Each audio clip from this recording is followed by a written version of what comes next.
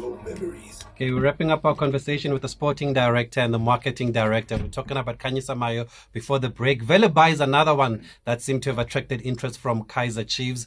Can you confirm that interest firstly and why that deal has not gone through even though the window is still open? Definitely. I mean, Velebayi, if we have our certain categories how we break down our recruits, and he fitted into that young prospect, a young talented high prospect. I think, being at a team like Spurs, it's breakout season. A player, I think he played about 13 games. A lot of potential. I think it was great to see him in the Kosafa game because he got a chance to express himself. But again, we did make an official offer to Cape Town Spurs. We had engaged with them. Of course, Spurs they price their player the way they see fit. It's got to make sense on both ends, and valuations have to be also based on certain things. And a very important point that we want to clear up is that as a club we have never spoken to the player, never spoken to his parents. I think it's a misconception that was out there because we've always prided ourselves on being professional and engaging the right way. I subsequently had a call with Alexi after that day to address that. He had apologized and clarified the fact of the miscommunication, but that's something that the club would never do. Definitely interested in the player. Are you saying you're far off in your evaluation of the player, you and Cape Town Spurs? Definitely. I mean, it's for our side, it's got to make business sense, and we see the potential. If you're just buying pure potential, it's a different story, and we definitely would love to have a player who can join us, and the club is always well within their rights to decide against that and to value the players the way they see fit. Does the same go for Basadien? Basadien, a great talent. I mean, we're very transparent. I mean, we've always had very good, positive relations with Stellenbosch.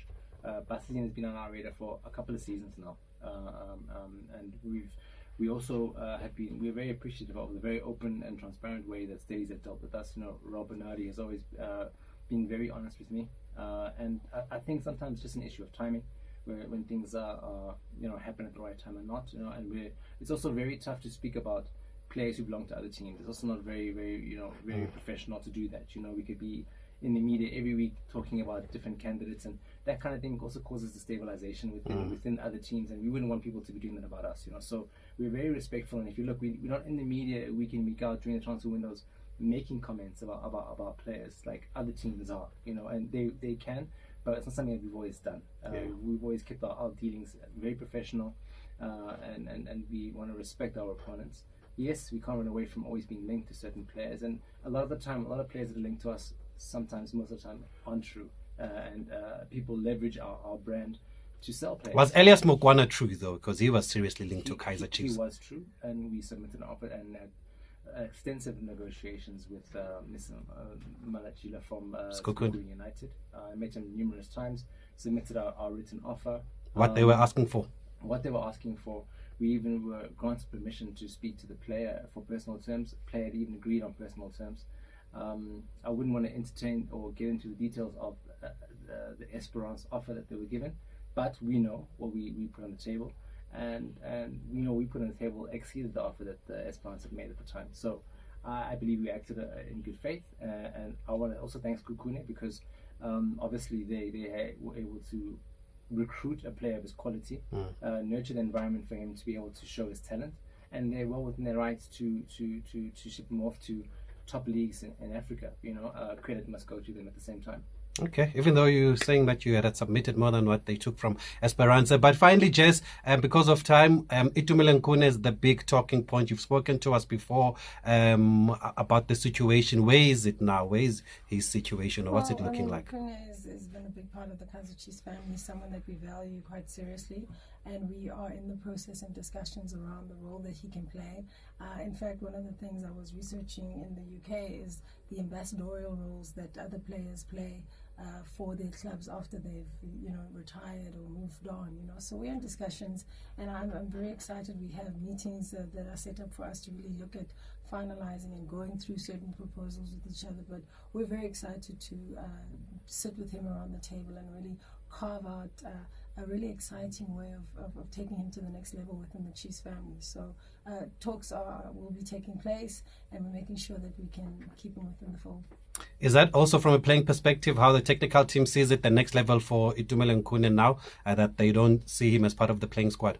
Yeah, I think from that perspective, the player order was already done. And I think also with E2 it's different because we already had those discussions last year already.